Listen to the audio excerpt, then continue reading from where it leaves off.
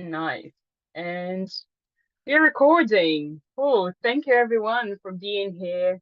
It's very exciting topic today. We have Diana Finch with us talking about her new book, Value Beyond Money. One that I must say I read in like a day or so because I just couldn't stop reading it. It's very, very nice. And I just had loads of moments where I was just fascinated about not just the way that the book is written, but the powerful ideas that are there. And I was very up for discussing them. And this is the time, this is the moment for discussing some of these ideas. So thank you very much, everyone, for joining. And I will start sharing my screen to introduce the session. So, if you can't hear me too well, or if you have any problems with the presentation. Okay. So before we begin, let's quickly introduce the Bristol Hub, the host space of this session. And this is the Bristol Hub port team. My name is Yasmin. I am the hub representative and part of the port team and your host today. And this is my lovely team in the port team as well. We have Carl here with us. Hannah might join us very soon, and James can't join us unfortunately, but he's a great part of the hub. And this is our partners and associates group. Uh, a group of people that we meet every month to talk about the hub, the ways that we are developing this space for more systems thinking ideas and events and opportunities to develop in Bristol and beyond. And of course, today's event is part of one of the events that we host, the interviews. And thank you for the DNA group for supporting us as well. And just to let you know, in case you don't know, we are just one hub among all the different location hubs that are in the Systems Innovation Network. And we have also Monterey, Buenos Aires, Lisbon, and all the other ones in this map, and more. There are more hubs, location hubs, let's say. So these are all spaces for having discussion about systems innovation, systems thinking, complexity science in local perspective. But we also have the thematic hubs. I can see some people here joining us from the other thematic hubs that are in the similar fashions location hubs, but they talk about these ideas in specific themes. So we have design, we have cities, we have organizations, food, environment, and others. So please check them out in the Systems Innovation Network because they are great. And yeah, the topic of the interview today is Value Beyond Money. Talk with Diana Finch, the author of the book. And I will very quickly present Diana, but please, Diana, if you'd like to present yourself as well before you begin your presentation. So Diana's background is in charity leadership and financial management. In 2018, she joined the Bristol Pound as managing director, whilst the currency itself was already in decline. And at the point, Diana spent the next 4 years in post-designing economic interventions that chart a course for the future of alternative currencies. Her book, Value Beyond Money, seeks to bring alternative economic thinking to a mainstream audience. So we're going to hear from her very, very soon. And this is a quick agenda. This 5 minute introduction, and then we are going to hear from Diana's book, and then I'm going to put some questions here, and then I'll open for the wider audience for you to ask your questions as well. And then we're going to have the 5 minutes wrap up and the next coming next for the Bristol Hub. Okay. So also before we begin, this session is being recorded. It's going to be available afterwards in the SI Bristol Hub YouTube channel. The chat function is available, so if you have any questions, comments, anything, please put them in the chat that we're going to see them. And just for the better audio experience of this session, if you're not speaking, I would ask you to be on mute, but don't hesitate to raise your hand or unmute yourselves in case you'd like to address any questions or comments. Okay, so that's it for me, and over to Diana. Thank you. Thank you so much, Yasmin. That's great. I'm just going to share my screen.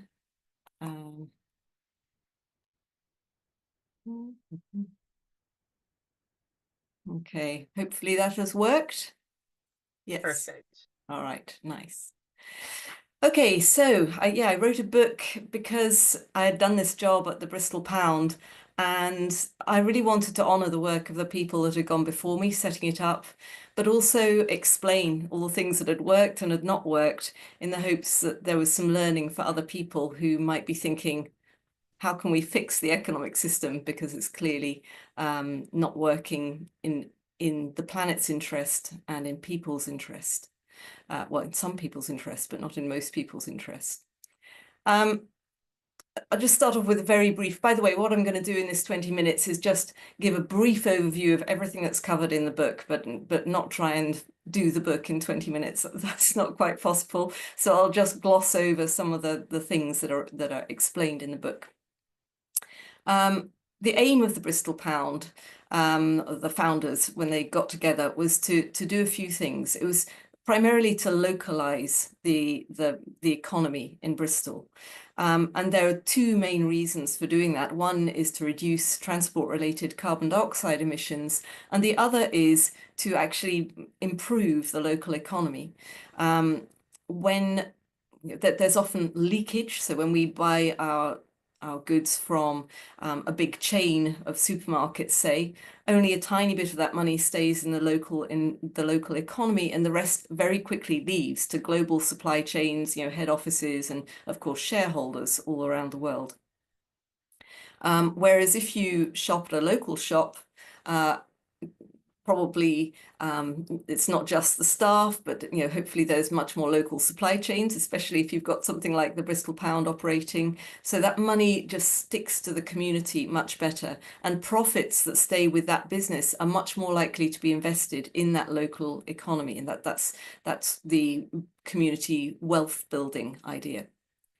The other thing that was supposed to have from the get-go was a mutual credit offering, a credit clearing circle, to reduce small businesses' reliance on the banks for overdrafts and things. However, we never got that off the ground, but it was a nice idea, and I do explain all the reasons it didn't work in the book.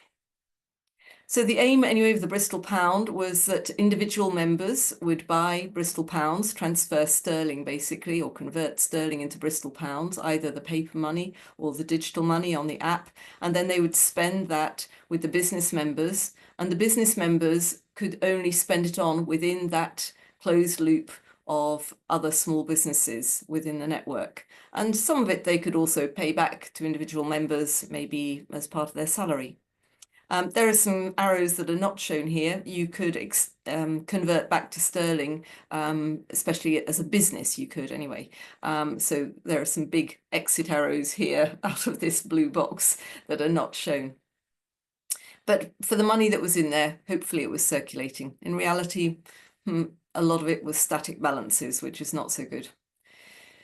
So what did we achieve? Well, we achieved an awful lot for a little local currency. We had paper and digital money from the get-go. That was a world first. We were able to pay local taxes in the currency. Again, that was a world first. We grew very quickly for a little local currency. Within 3 years, we had something like 600 businesses and 2,000 users of the currency. So, that was all very impressive, and it meant that we got worldwide fame very quickly. We had academics and TV and, just every kind of coverage you can think of all over the world.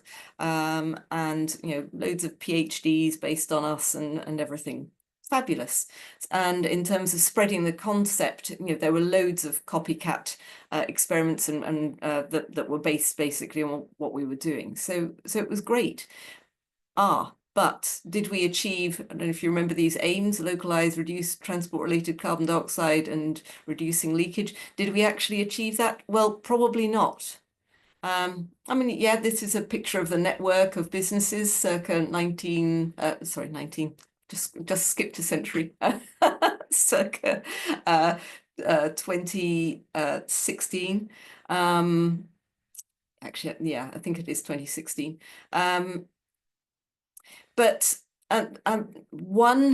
some of those connections may have existed before the Bristol Pound came along and made them visible. That's one thing. But the other thing is that even with all that connection, was it really saving carbon dioxide emissions? Well, when 0.02% of the population are doing something very occasionally with some of their spare spending money, it's not really going to be enough to shift the dial. You imagine, this is the economy of Bristol, and this tiny pinprick here was the Bristol Pound. That's not going to be enough to shift any dials, either on localization or in terms of macro figures that you could measure. So that's why I say we didn't really achieve any of the aims. And I guess the real question was, why did we only attract 0.02% of the population to do it? It was 0.2% joined up, and then 1 in 10 of those actually used it. So, it's very low usage. And basically, there were two problems with the Bristol Pound. One was the fact that we were Marmite, and the other was that we were a hair shirt. That there is a picture of a pilgrim in a hair shirt that I managed to find online under a Creative Commons license. And by Marmite is something that you love it or hate it. It's a UK expression. Marmite is a bit like Vegemite if you don't know Marmite as a UK brand. It's a savoury spread to go on bread and toast.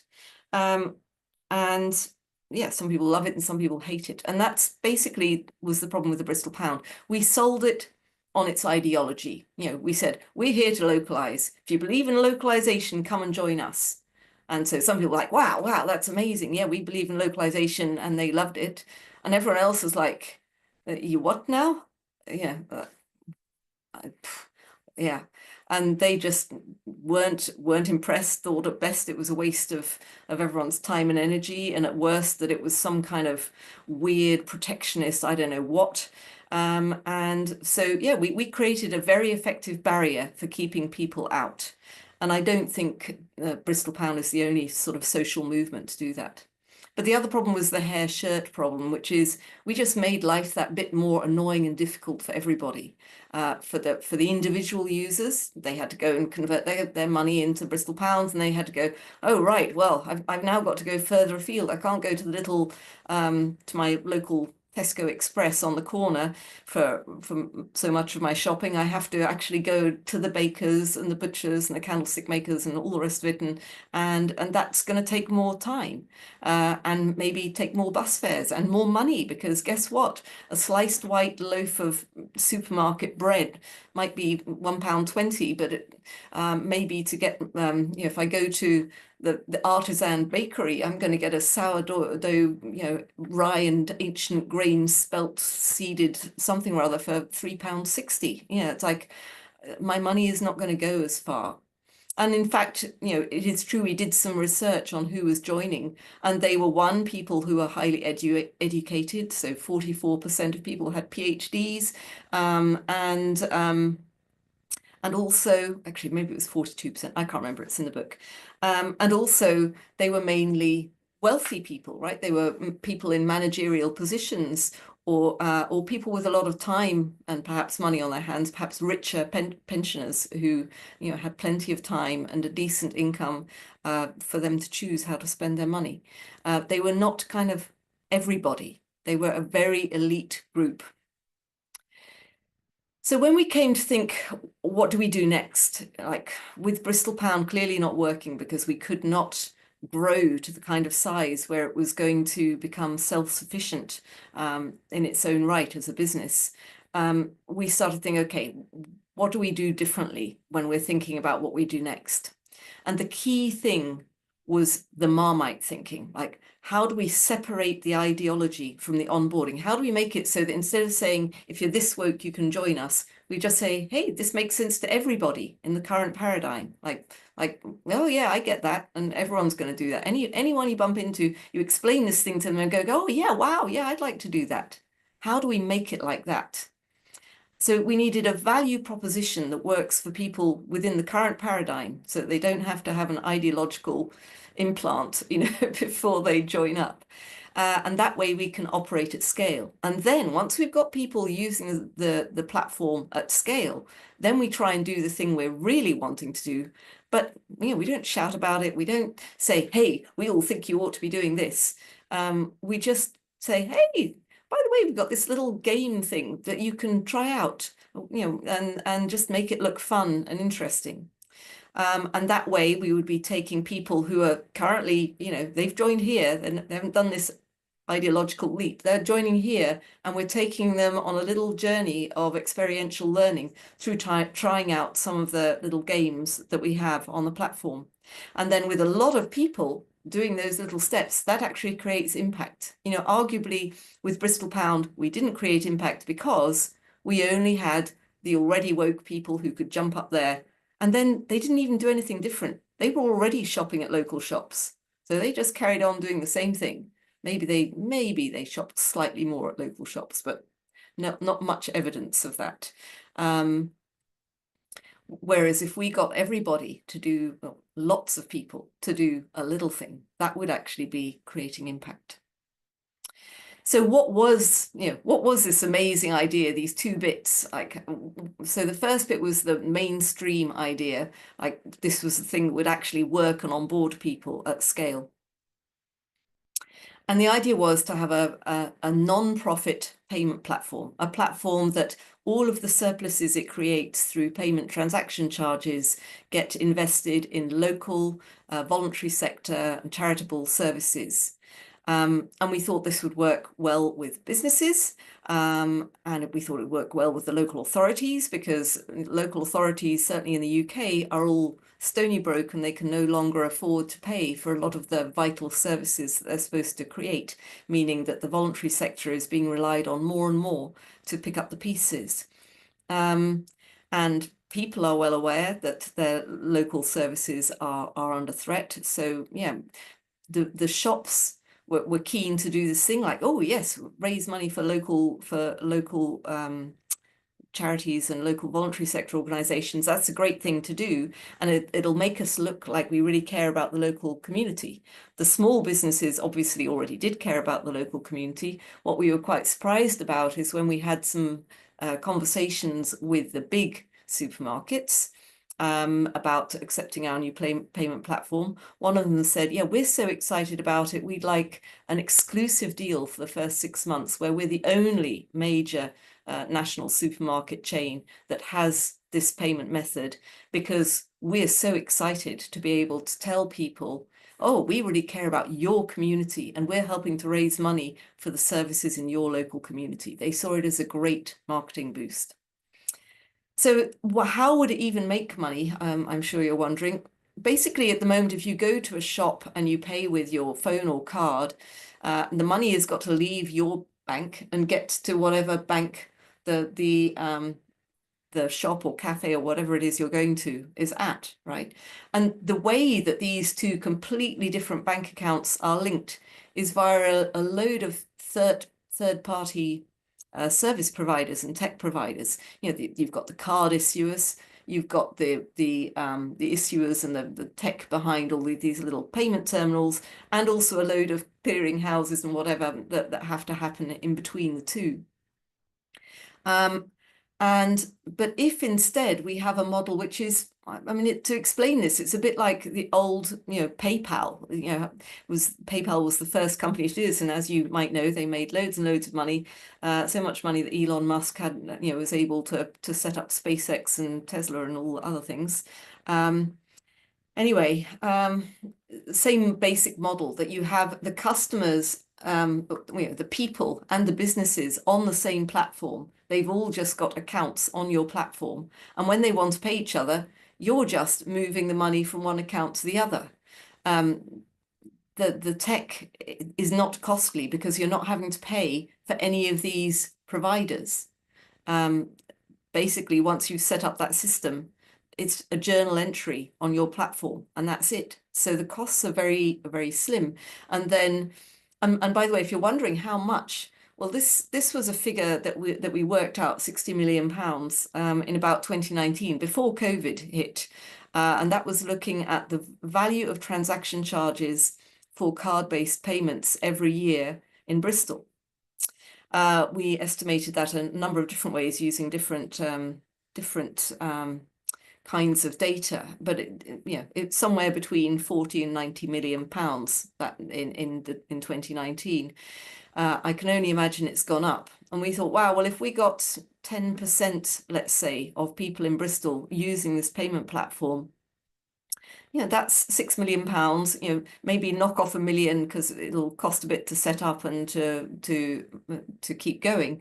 But that's still £5 million for social projects and environmental projects in the city. And we thought that was pretty good. That's actually more money than at that point that the main local funding organisation, Quartet Community Foundation, it's more than it hands out in grants to charitable sector organisations in Bristol every year. So it seemed like, this could work. So then what about the other bit, the kind of behaviour change game? And we were thinking about this as a Fitbit, but instead of covering just your steps or whatever, this is a Fitbit for your social and environmental impact. And another thing that was slightly different, whereas with your Fitbit, maybe you've got a few friends where you go, hey, you won't believe what I did today. I did 20,000 steps, amazing, and you all high five each other, great. But that data is not really shared. We can't say how many people in Bristol are, have done their 10,000 steps today. And we were thinking if we could add that extra storytelling on there with amalgamated data, that could be very powerful. And so here's for example of one of the game ideas that we had, and this is one of gazillions, but I can't possibly go through them all in this little talk. Just checking the time. So the idea for this game would be that we would give people a universal basic income of thanks tokens every day, maybe top them up to 10 tokens a day or something. And so there's two parts to the game. Part of the game is, if I'm the protagonist, if you like, I'm thinking, oh yeah, I want to thank people. I want to show that I recognized nice things that people have done for me. And it might be individuals doing nice things, or it might just be, I just want to give a token to the people of Bristol. I don't know who, but some kind person helped me when I was crossing the road and my bag split. Some kind person gave me a lift when my car broke down, whatever it is, and you don't know who it is to actually thank them. And then if you receive a coin as a thank you, first thing to note is it's changed colour. Once it's changed colour, once it's a received thing, it's no longer a potential thanks. It's actually marking a specific kind event. So by counting these tokens, across Bristol that have been converted or, passed on to someone, we have a kind of like, wow, there are this many favours that people are recognising and are grateful for.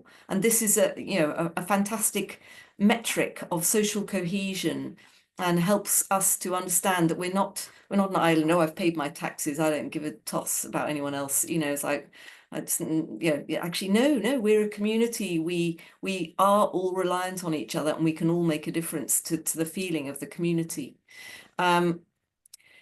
And as well, we can use, if these are kind of digital tokens, we can have things like degradation over time.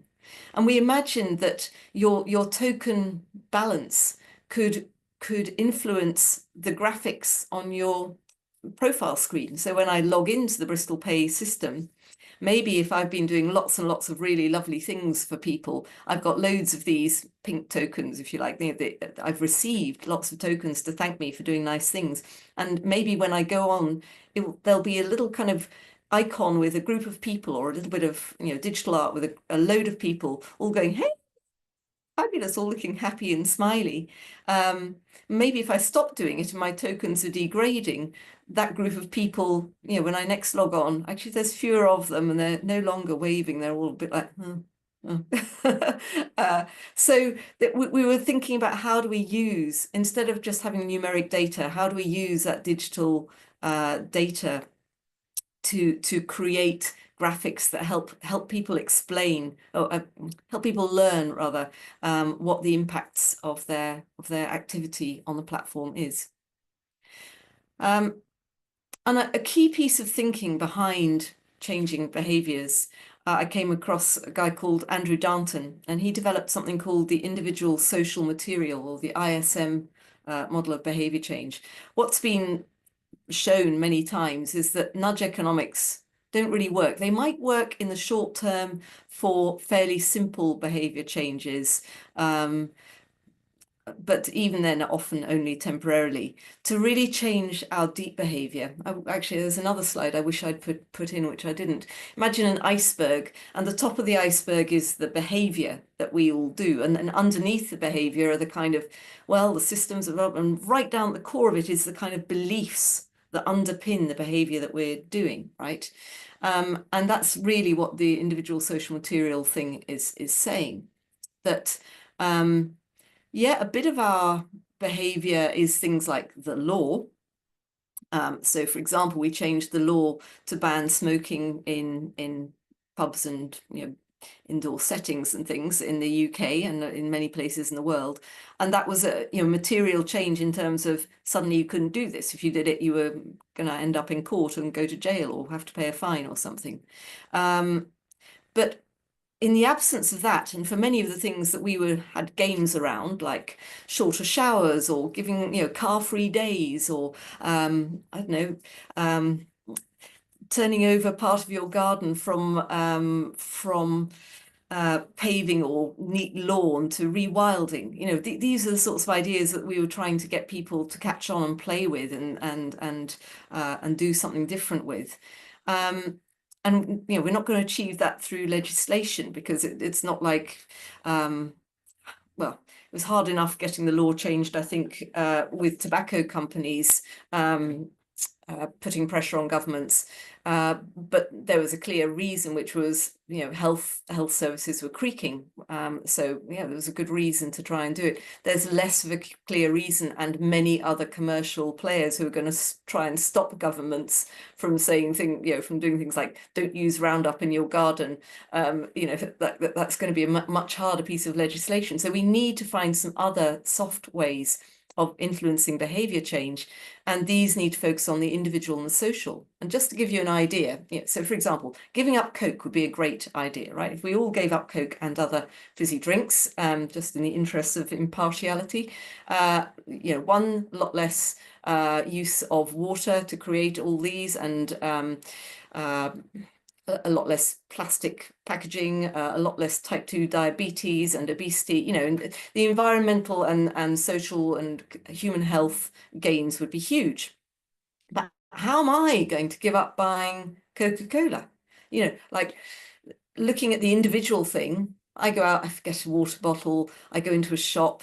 Well, I could buy some healthy water, but right next to it is this attractive thing of Coke, and I'm thinking, yeah, I'm quite tired actually. Maybe what I need, remembering the marketing, oh yeah, if I have a Coke, I'll suddenly feel all pepped up, and I love the flavor, and it'll be great. Oh, I'll buy a Coke, right? And in terms of the social, like I'm fairly confident that if I go out with my Coke and I'm drinking it with a friend, my friends aren't going to go, what are you doing drinking that stuff? Like, have you not thought about, a lot needs to change for me not to buy the Coke. I need to be thinking, I'm going to steer well clear of that Coke. One, I know that they are just sapping my money.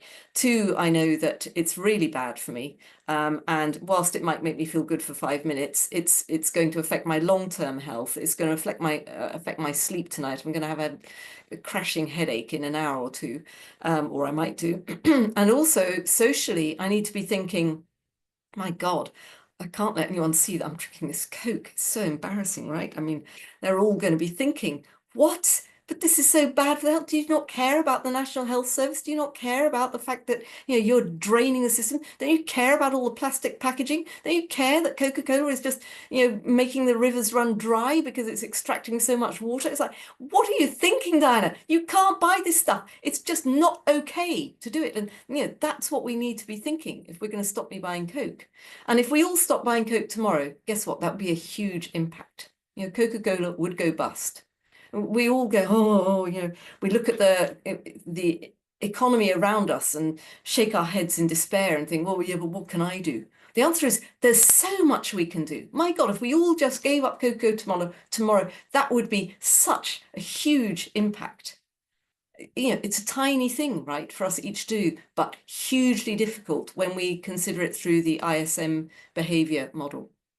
And the other thing I'd like to say is even if I individually change my things, it's like, is that going to get other people on board? And the problem is that with our social media as it currently is, if I post something like this, you can imagine what the underneath I'm going to have 684 replies within half an hour going, I saw you eat a hamburger, I saw you get in the car every day to take your kids to school, what are you talking about? It's just going to be a load of people trying to call me out, it's so it's very difficult for us to do anything because one, we've got all of that individual and social stuff going on, and two, and two, sorry, I forgot, I just saw that come up and now I've forgotten what it was. Anyway, I think it's very clear that social media is not going to help us create this different feeling in which we all want to do the right thing. It's not going to help with the behavior change. So instead, what we need to do is start with the individuals experimenting with learning through play, which was very much how we saw the Bristol Pay thing. And when you look at, again, I've read some behavior change, read quite a bit about behavior change. It seems that one of the ways to make behavior change stick is you work initially with in-groups and minorities, because with the smaller the group, one or two people doing it in what feels like a safe space is not so weird. It's quite easy to get early adopters. And then once you've got those early adopters within the group, it starts to be normalized within the in-group, the safe space, and then it starts to become visible outside that. So we thought Bristol Pay users are basically the in-group, and we start to make it very visible by using graphics and things, not just about one's personal tokens, but about, let's say, wow, how many people in Bristol are doing shorter showers, and how much water does that equate to being saved, and how much gas does that equate to being saved to heat up all that extra water for the longer showers. So we could start to really create adoption within the Bristol Pay, and then create visibility and narrative outside it by using visualizations of token data and using that more widely in media. And then hopefully we would reach a tipping point where the new way of thinking becomes normalized. And much easier for people who aren't even using Bristol Pay to go, oh yeah, I've noticed everyone's rewilding their garden. I think I'll do that. Do you know, I'm just going to dig up the lawn and it can just look messy and I don't mind. It'll be fine. Just moving towards the end, because I know really I've got to leave some time, but so I'll rattle through these. Money is a sort of token, but it's a token specifically for markets. It's to enable the exchange of goods and services for a token that represents financial value, and it only represents financial value. It doesn't represent any real value. Real values are not fungible. Things like world peace, which we don't have much of, that's a thing of real value. Clean air, clean water, biodiversity, these are things of real value, and we cannot account for them in money. What we do need is currencies. I'm using this word here, devised by Art Brock, to explain this idea of a token which helps you see a flow of value or creation of value. And we saw the points in the Bristol Pay system very much as currencies within these different sorts of games. And it's not just me saying this. Sapata Dasgupta did a report for the UK government, which was published in January 2021. And basically, it was called The Economics of Biodiversity. And his conclusion was, nobody's doing the bookkeeping for planet Earth. Nobody is keeping a register of, well, hang on, what have we taken out? What do we put into the environment? What is actually going on? What is the loss of? There are different data sets here and there, but they're not collated in some way where we are really able to say, yep, we're all aware of what the bookkeeping is. What's the asset register like for planet Earth? And, Kate Raworth, thank goodness, has explained that, the aim of the economy should not just be to grow and grow and grow. Sadly, with market, with, a capitalist system, that's the only way it can work. Not that it does work, but it's reliant on constant growth. What she says is, look, we shouldn't be focusing on growth. We should be thinking about how do we fix this problem? How do we keep the economy so that everybody's needs are being met and there's nobody in the middle here, and so that the planetary boundaries are not being exceeded, which they are in many cases. We need to be in the sweet zone, in the donut. And so we need to be keeping an eye on these other capitals, not just finance. We need to be thinking about social and human well-being. We need to be thinking, no one is measuring this. We do measure knowledge a bit with kind of school exams, but we're not really measuring adaptability and creativity across our populations. And that's vital if we're going to think our way out of the current meta or poly crisis, or whatever you like to call it, that we're in. Biodiversity and soil health, pollution, anyway, and manufactured items, circular economy, right? We need to, at the moment in our system, the only thing that matters is making something new. That's when it hits GDP. It being reused, well, that's just a waste. What we want is them to throw it away as quickly as possible and buy a new one to hit GDP again. Whereas what the planet needs is for us to be using each manufactured thing for as long as possible, mending it, caring for it, and blah, blah, blah. And so we had, again, token games, which are in the book, about trying to encourage that. And if you think about our market system, it's basically become a governance system for planet Earth. It's money that determines who can do what. And there aren't really any enforceable rules that, if you're rich enough, you can break every rule. And whilst we are doing our best, we develop SDGs and all the rest of it, and carbon trading, but basically they aren't having much of an impact. Everything is still going to hell in a handbasket. Everyone has to extract value to survive. That is the basis of the market system. Everyone has to compete. Poor humans have less power and non-humans have no power at all. It's a really rubbish governance system for planet Earth. The reality is that planet Earth is a commons. We all live on it, and we ought to start managing it as a commons. And if we try and apply Eleanor Ostrom's principles to the management of planet Earth, it's difficult. She came up with amazing ideas, but they were very much focused on how it could work within communities of, let's say, within a Dunbar number of 150 people. We've got to do it on a global scale. How on earth do we do that? We need systems to enable us to do that. And the other thing is that I think where Ostrom doesn't focus much is the purpose of what we're doing. Like if we've got a globe and we've got to decide, well, what is a good use of lithium? Should we be mining lithium so that we can put it in vapes, disposable vapes? Is that a good use of it? Well, no, it's not a good use of it, but we do need some lithium for, this other tech, which is really important. We ought to be deciding on this kind of thing. Like, what is the aim? We want scanners. We don't really want everyone to have personalized transport, because that is a problem. Even if they all switch to electric cars, that wouldn't work. We need to be thinking about the aims, not just thinking about how we preserve or make the most of the commons planet Earth.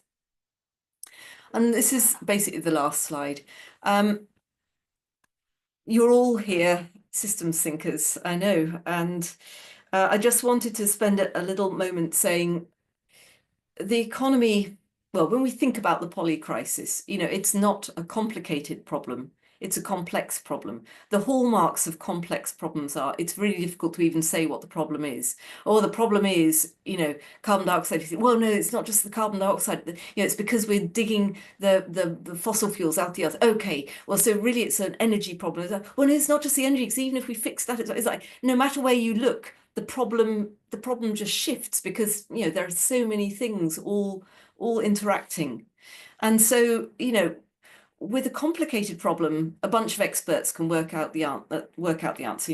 If I open my window and throw this computer mouse out of the window, some experts knowing the wind speed and everything could work out exactly where my mouse is going to land. If I throw a pigeon out of my window, nobody knows where it's going to land. We need to understand that this is a highly complex system, that there are no simple answers, and we need not just experts, we need everybody in on this. We need everybody taking action, everybody thinking. We need holistic thinking, left brain and right brain. And that is it. So yes, that barcode, if you're overseas, that barcode won't particularly work unless you want a PDF or a e-version of the book for one of your e-book readers, because customs are just too difficult for me to send books all around the world. But you can probably get it on the dreaded Amazon if you wanted to get the book delivered in hard form to you locally anywhere in the world. Right. Thank you very much, Diana. It was very good. And yeah, I think I had many questions reading the book, and yeah, it would be great to know more people's questions about the presentation. But really recommend getting the book because it's awesome and it's just very good to read. It's just sweet and delicious to read. The book is very well written. Uh, so I think my first question is, as I was reading the book, I just finished it very hyped up because there's so many things that we can do, and there's so many opportunities.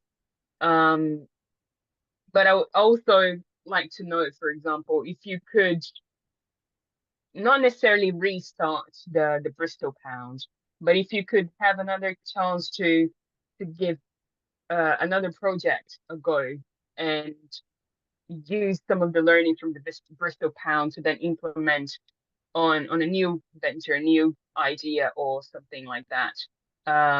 Well, how would that look like? What would be the form of this new idea? If you just I mean, yeah. I still think that some kind of app is probably what we need to do, because it needs to be something that is, available to most people. Most people have smartphones these days, whether we agree with them or not. It's like that's the reality of what we have to do most of the time.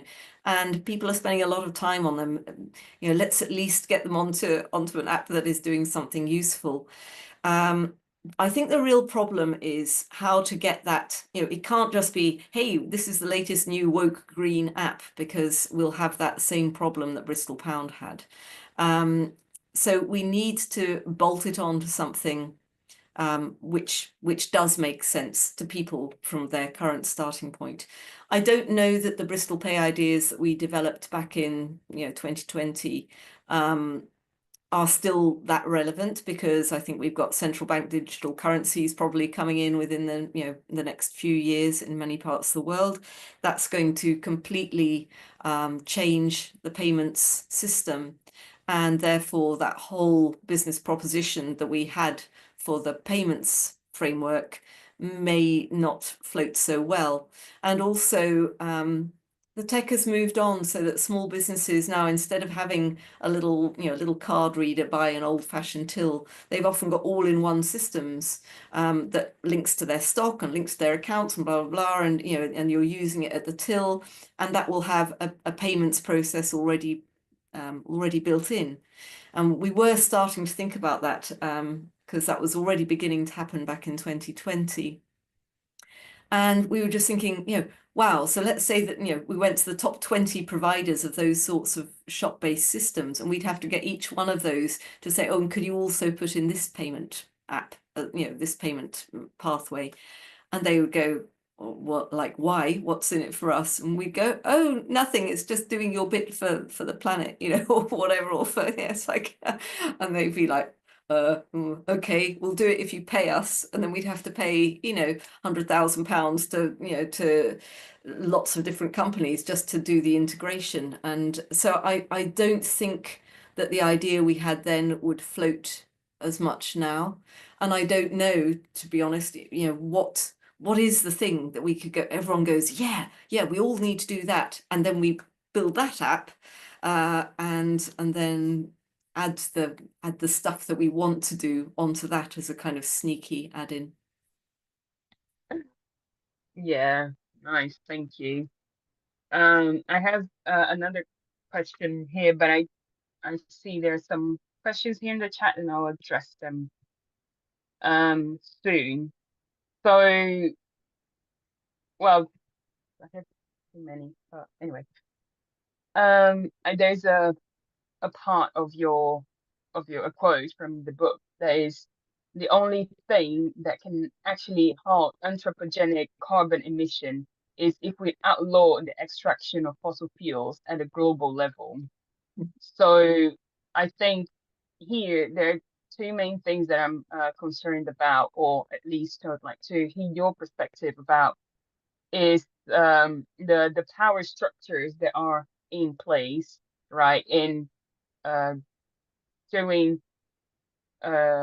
doing this in a more global level, and also the individual participation in the current system and possibly alternatives for the current system.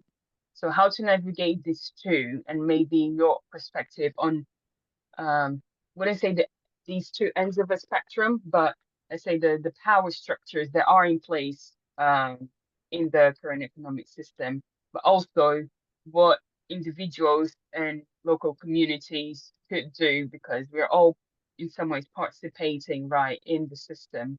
So what we could start doing to then start nudging the system in a different way, if that's It's a really good question because there are all these kind of like what are the points of leverage, right, on the system. And I mean, lots of people are working at different levels. There's some people working at the kind of UN level thinking, well, maybe if we get the UN to do that, then it can kind of trickle down. And there are other people saying, well, we've got to work with national governments because, that's really where, a lot of power is. But actually, well, turns out that both at the UN level and at the national government level, they are often very much curtailed in what they can do by large corporations. It's actually large corporations that have the huge amount of power, but they're not a great point of leverage because they're winning in the current system. They have no desire to change.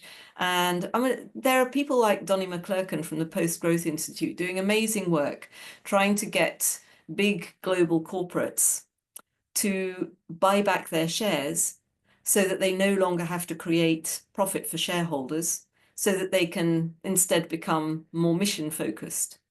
But they still basically are competitive, want to be the biggest and the best, and they'll want to create more widgets next year. That it's very difficult. It's sort of so ingrained in that business thinking that I can't quite see that that's going to be. But I'm really happy that Donnie McClurkin is trying to work at that level. Then there's local authorities. Well, they don't really have much power because they're very much influenced by what national government says they can do. And anyway, they have no money and no resources generally, and are really struggling. And so then you get down to community groups and individuals. And actually, I think that's where all the power is. And yet we are constantly feeling like we have no power at all. But as the point I made with the Coca-Cola experiment, if we all gave up Coca-Cola, can't even say it, tomorrow, Coca-Cola goes bust. If we think about the entire economic system, we all, I don't know, jumping in our cars and going in airplanes, blah, blah, eating fast food, whatever, all of this stuff, like it's all just a sum total of individual choices.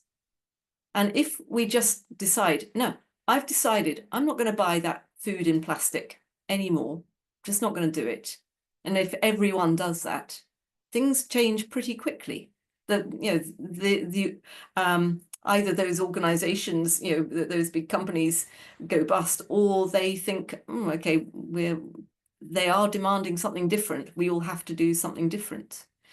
I mean, the other thing that I think, and this is maybe the bleak thing, is if we don't do this individually and change things and force the parts higher up to change, by that, the sum of our individual actions, if we don't do it, then we are choosing for the continuation of the current path, which leads to an uninhabitable Earth.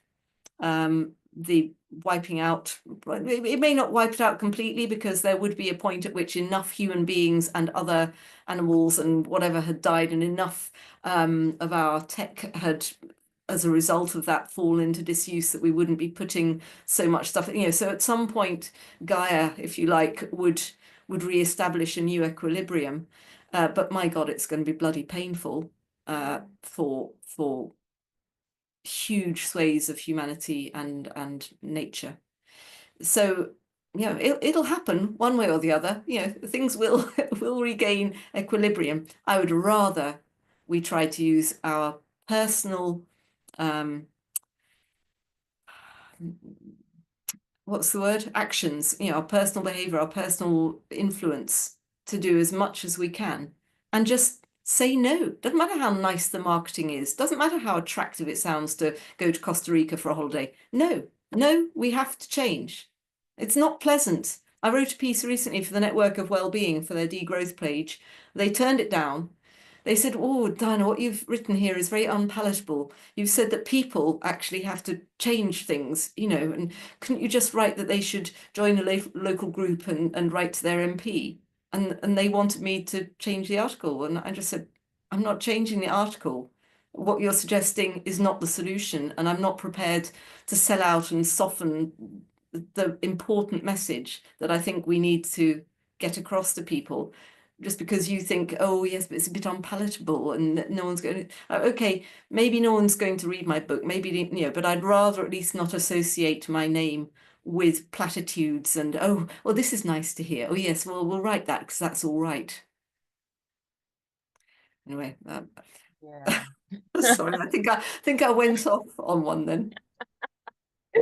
No, it's good. And yeah, that reminds me of the graphic that you were showing, right? That the when it comes to individual change, right, and then the social and then the material, but when the drive is within the individual, right, then it um establishes itself for longer, because we're doing that for ourselves, not just for others, or for you know regulations that are not allowing us to continue, but we're doing that because we understand to be the right move for ourselves. And Mm. that is a longer term way to participate in whichever system, right? Than just from an external um, boundary, uh, in in yeah in a specific context. So that's very very interesting. I'm going to get to some questions here in the chat. Mm. From Simona. Would be good or even possible to use ex-community currencies now evolved into community tokens to account on different forms of capital, following the meta integral model, like another application, maybe applied even in NGOs or charities to account for the impact. I mean, I think that's right. I think what we do need, we need, people have tried to do triple bottom line reporting and accounting for a long time, but I'm imagining a load of currencies in art Brock terms, looking at different sorts of social and human and natural values, and somehow or other then being able to say, okay, for example, this is their bottom line on financial tokens, this is their bottom line on social, how much social impact, has it been positive or negative, just like finances can be positive or negative, this is the same, and the same on environmental. And then that businesses not doing that would basically be, well, they'd be sanctioned, they'd be closed down. It's like, nope, you've filed these kinds of accounts 2 years in a row. You can't operate anymore. Brilliant. Like this is the kind of stuff that we need to be thinking about. So not just for NGOs, but I think it's got to be across the board that we start to develop real ways of accounting, and then Zapata Dasgupta approach would be like, how do we do that bookkeeping for planet Earth? And that means some kind of token to account for that, and that being mandatory across the board, just like money is. Nice. Accountability is a good word. Yeah. There's a question from Saba. I'm wondering how many steps it took before the currency/money exited the local community, if it ever did. At some point, banks, funds, and stocks come into play, or just global supply chains too. Yeah, exactly. I mean, that was the real problem with the idea of localization, which again I do talk about in a book. The reality is if I am buying Coca-Cola and I buy it from a local shop, like okay, the little bit which is profit is staying here in Bristol, but the Coca-Cola is still made I don't know where, and the profits are still going to Coca-Cola Inc. or wherever, they're probably American. Yes, so yeah, and in fact even if I'm buying the best organically grown coffee, you know guess what, we don't grow coffee in Bristol. So yeah, it's I agree on both a financial and on a commodity level. The idea of localization is a little bit half baked, if I'm honest. I mean, to do proper localization, like bioregionally, let us live completely within our bioregion. Absolutely, that's what we need to do. But that is, that's a very different thing to just a localization currency. Yes. Yeah, in this pursuit of localization, I discovered celeriac, buying from the local growers, and yeah, that was an intense experience, I must say. But it's always good to explore the local markets and the local ways of doing things, right? So that's very important. Also from Saba, have you explored the scalability of something like this? Yeah, I mean, the aim was that this was very scalable because we would have the CityPay EMI, Electronic Money Institute regulated financial platform for the, if we're looking at the Bristol Pay CityPay model, and that you could have implementations of that basically all over the world. So that felt highly scalable in terms of the games, whilst the infrastructure would again be kind of, the platform would be global, it would be very locally adaptable and bespokeable, so that you could be deciding locally, oh, we want a token for short showers, or we want a token for rewilding our gardens, or whatever it is. And I think the blockchain, if we were to do the tokens on a blockchain, there are energy problems around that. However, there are different sorts of blockchain, and they're not all as bad as each other. And equally, there are other things like holochain that, you know, any day now would be another kind of solution that are not nearly as power heavy. And the whole point, you know, is that those are supposed to be very scalable systems. I don't know, if I'm honest. Because this is the other thing I think about, right? Ideally, ideally we wouldn't all be based on digital tech, which, you know, actually, you know, if we go back to that doomsday scenario where, you know, that I think about quite a lot, where things gradually are collapsing, you know, and supply chains are collapsing, and, you know, because it's going to be a rather chaotic collapse, I suspect, and it's already happening in little bits around the edges, called pandemics and wars and weird weather events, you know, unlikely, you know, once in 100 years stuff happening every year or two. You know, things are breaking down, and at the moment, most of us can ignore it most of the time, but that won't be the case forever. And with that breakdown goes like, well, what if we can't make ball bearings anymore? What if we can't mend all of the satellites in space as they age because that is breaking down? Well, you know, to be completely reliant on a digital system and, you know, computers and tokens and blockchains to account for everything feels tricky. You know, at least with money, there's a kind of understanding of an analog alternative that, and each time systems do go down, you find those analog alternatives very quickly picking up. So, you know, if the payment systems are down, you go to the pub, you know, the barman there will have instantly created a little ledger where you go, oh yeah, Tom had 3 pints of bitter and Diana had 2 gin and tonics large, and and whatever it is. And, you know, so there are analog versions. And I think one of the things that concerns me with some of this is, you know, is this really long-term resilient and robust? Can it cope? What would the analog be? But there again, part of me thinks, no, the whole point is that we have to do something that fits in with where people are now and make things visible in the current paradigm. And yeah, it may not last forever. Nothing lasts forever, but this might still be a useful kind of step to go through, and it's scalable enough to cope for the X years whilst we're in this transition phase. So yes, I've thought about scalability, and yeah, certainly it's more scalable than the Bristol Pound was, the ideas that we've been working on since. Great. There's a question from Marcus. I would like to ask if there is any current examples of alternative currencies that you believe has and continues to achieve high success in this work towards a more holistic economic, whether it's specific to a region or multi-regional. Hmm.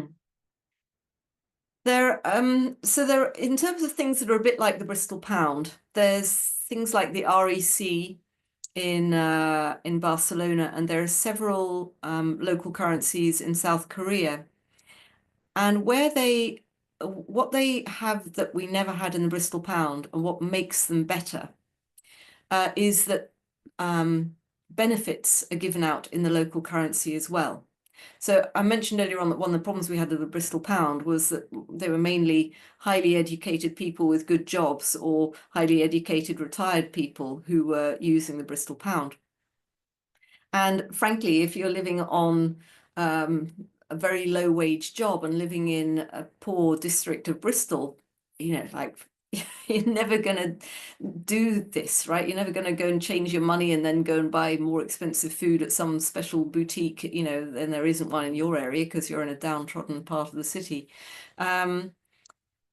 Whereas actually, if you are giving money, let's say instead of having a food bank approach to poverty, you're giving out a local currency, maybe in food tokens, to people, and then encouraging local farmers to set up farmers markets in in food desert parts of the city where the only option currently is a 7-Eleven type convenience store where all you can buy is plastic wrapped something or other, that would be a much better approach. Food banks actually undermine the local food economy. Yeah, they may well help people not starve to death.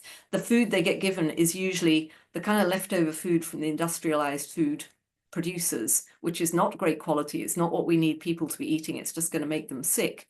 And meanwhile, it means that those people are not spending any money with the local shops on the local produce that, like the celeriac that you found recently, that's not being bought by those people.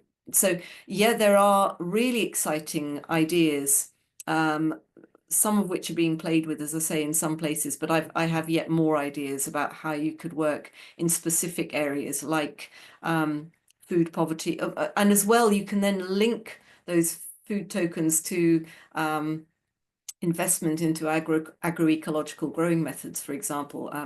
Food Farming and Countryside Commission have postulated the beetroot bond, which you can look at on their website. They don't explain it quite how I would explain it, but it's a great starting point, if you like, for having these ideas about different sorts of currency. So yes, there are some out there that are doing things and that are continuing. None of them are perfect. None of them are really addressing the wider behavior change. They're basically looking at localization. Some of them are looking at particular systems like food or built environment or energy. But I would say no one is thinking very much about bookkeeping for planet Earth with any of these currencies at the moment that I'm aware of. But please let me know. I'd love to know if one's on. There are people that have tried and have had ideas. People in the regen Haifa Earth. With their seeds tokens, they had some amazing ideas, but I feel like they've rather sold out and it's become basically another crypto thing, which is not particularly different. The things that were going to be different originally, I feel, have gone. So yeah, there we go. Awesome. So one last question from Kim. The bottom-up grassroots approach sounds promising in theory, but is unlikely to succeed in practice, as the necessary conditions for individuals and communities to make meaningful behavioral changes are not in place. Majority of people are still in sort of survival mode. What are your thoughts on an alternative strategy that prioritizes interventions aimed at changing the conditions and values structures to sustain the current paradigm? So that's exactly why I'm saying the ISM model of behavior change, because that is attacking or not attacking, but the focus is on that individual and social paradigm change. And if you start to think differently, then instead of going, oh yeah, but I've got to have my Netflix, I've got to have my smartphone, I've got to, like I can't live without pizza once a week. Instead of like, well, of course we've got to go on foreign holiday, and the kids are saying we need Nike trainers, we need, and it feels like survival mode, right? But actually, a lot of the things that we think are part of that survival mode are stuff that we're being manipulated to do really by a load, by how we've been programmed and socialized by the current market economic system.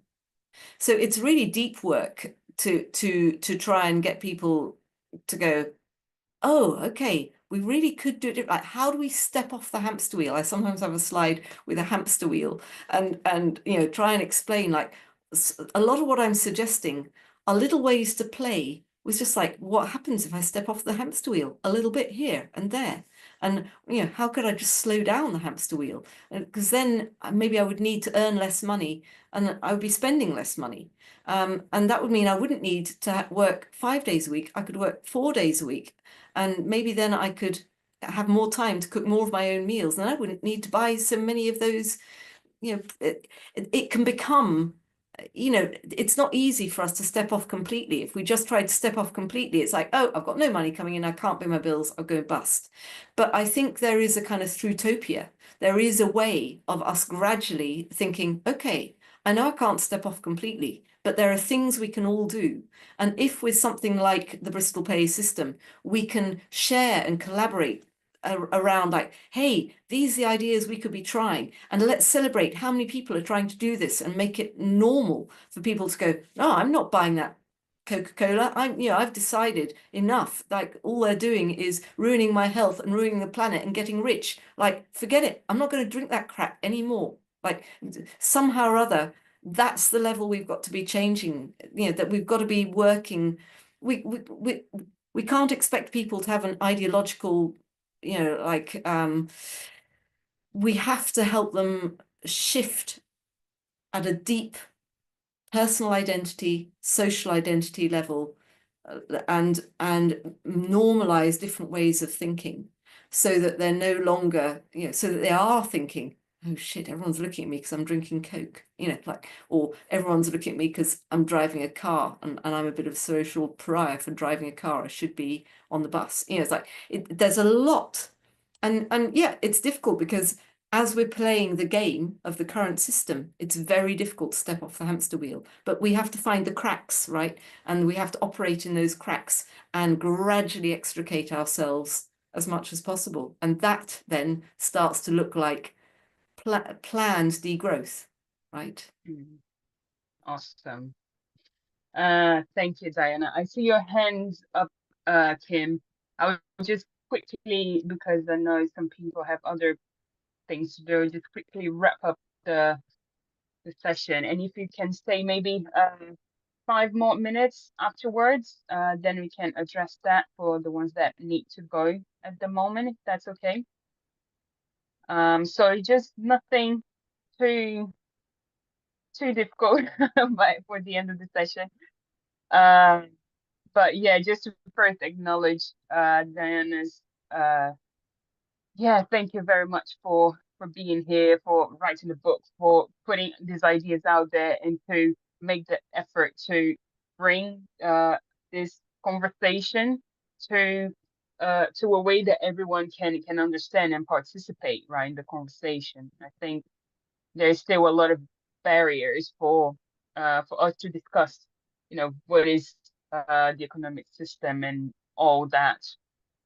It's more than just money and finances, right? It's a lot bigger than that. So I think your book does a great job at bringing this conversation to a level that everyone can participate. And yeah, very happy and honored to have you here in our session.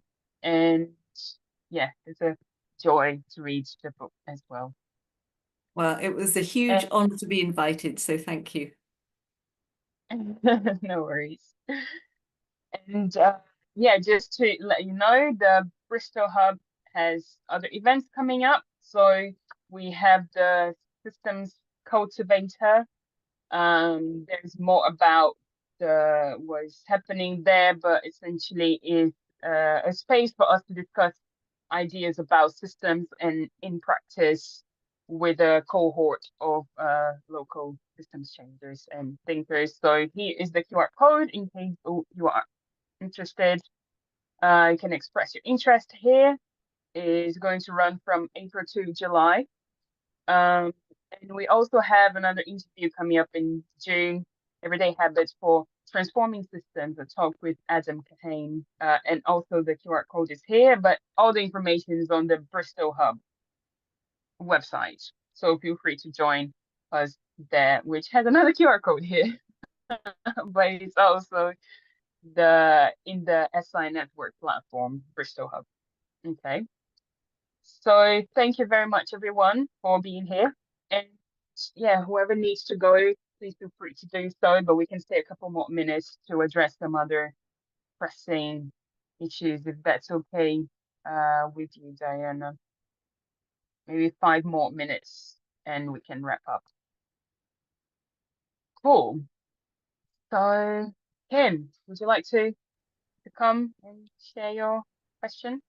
Yeah, sure. Thanks, Diana. Very interesting talk and really, interesting, fascinating use case. And I think, something of this model will probably scale in the future, something like this. But I just wanted to follow up a little bit on my question there, because I completely get that. I mean, this this change coming from, inside, and we work on this behavior change. But my point with the question was that the conditions that for people to actually make those changes that they're talking about, instead of deciding to buy that Coke or whatever it might be, I feel like it's too much to ask people to actually do it within the current conditions. And I feel it's not very likely it will happen. Yes, to some degree, yes, it will. But so that's what I meant with, what about, trying to focus more on the conditions and the things that are contributing to people making these choices that are not really aligned with their best, interest in the long term. If that makes sense. It does make absolute sense, Kim. I guess I just think, well, what would that be, right? That would be trying to work with CEOs and companies to say, look, please don't put out this kind of marketing because you're forcing people to do things that we don't think they should be doing, and they're going to go, yeah, but it sells more widgets. Or if you go to local authorities, they're going to say, yeah, but we've got no money to do that. And, I know that if we had blah blah blah, then people wouldn't need to go and buy Coke, but we can't do that. We don't have the money to. So it's like, it's a bit like when I was saying this is a complex problem. Wherever you look, like, well, first we need to fix this other thing. First we need to fix this other thing. First we need to fix this other thing. And it's like, we can't fix any of them. However, what we can do, those of us that can just try to step off the hamster wheel in tiny ways, and then as that takes on, it'll become easier for other people to step off the hamster wheel, and gradually that can take pressure off the system, make people more used to, oh yeah, no, we used to think going abroad on holiday was a must, but we've now realized actually, do you know what, Center Parcs is just as good, and it's always sunny in the dome at Center Parcs. It's like, and we don't have to travel halfway around the world. So I think that it's going to be gradual, and I think, no matter how much I think about it, there's no excuse for us all, all just those of us that can, starting right now. And as we do that, I think things will change enough that will gradually become easier for other people to follow. Yeah, I agree with you. I think it will happen, but like you said, it's going to be a struggle. It's going to be hard, or it's going to be more smooth. But yeah, let's hope for it's becoming a little bit more smoother. But yeah, thanks. Thanks. Cool. So, any last very, very quick questions before we go? Can I just respond to Saba? Saba has said policy, and I get that. Yeah, you can try and get governments to change policy, but actually they then get sued by the CEOs of the big corporates, and local authorities can't change their policy because the national won't let them. And so changing policy again, it's just trying to push water uphill within the current system. I don't think we're going to be able to do that. If I can, this is Sabah. Hi. Yeah, hi Saba. I look, I'm in my sofa in a blanket, so I didn't take my camera on. But anyway, I totally agree. And like you've underlined a few times now, it is a complex problem. And it's a systemic problem that needs to be dealt with from a lot of different angles and from a lot of different leverage points. Policy is one aspect of it. Because I vehemently believe that the onus of driving change cannot be put on the consumer alone. Primarily because not every consumer will have the amount of agency and the amount of flexibility to drive that change. So sitting in Stockholm, I might be able to choose a lot of things because I have that kind of standard of living and standard of life and disposable income. But living in India, I didn't. So I was looking for the cheapest possible purchase because I had a certain amount of money and I had to disperse it in the most optimum possible way. Or even in Stockholm, when I go to the grocery store, I have the option only to choose between ecological and non-ecological. Ecological is twice the price and it means nothing. What does ecological mean? Yeah. So I mean, it's also, even though I want to drive that change, the market is not really giving me those many options. And local vendors are basically wiped out. So it is something that multiple that needs to be worked on from multiple layers. Yeah. And of course, the consumer is one major part of it, because they drive scrutiny and they drive the voice and they drive a lot of policy changes. But there are other layers of this that will need to work in the same direction as well. So I agree with you. We need both and. But in terms of what do I think is actually going to happen, I kind of think until individuals are clamoring for change, then there won't be enough driver to do that change. Where we have tried to do it, I mean, think about the IPCC and the COPs and everything. It's like, this is painfully slow, completely it's not effective at all. It's just not effective. It's not working. Carbon credits are not working. A lot of these ideas, SDGs, are not working. It's like none of these things are working. They're lovely policy ideas, but I think the real problem is that the policies get there's far too much influence from the lobbyists, from the big corporates, and so the policy, you buy your way out of it. You sue people, you whatever, and you just carry on as normal. So it's a nice idea. I agree we should be making some effort there, but I don't think it's going to solve things. And I still, the more I think about it, the more I think it's going to take people changing first, and how we do that is a huge problem. I'm not saying that though it's easy, we get people to change, but I'm saying it's the easiest of all the other, all the others. The things are stacked against us. So I just think it's probably the only way.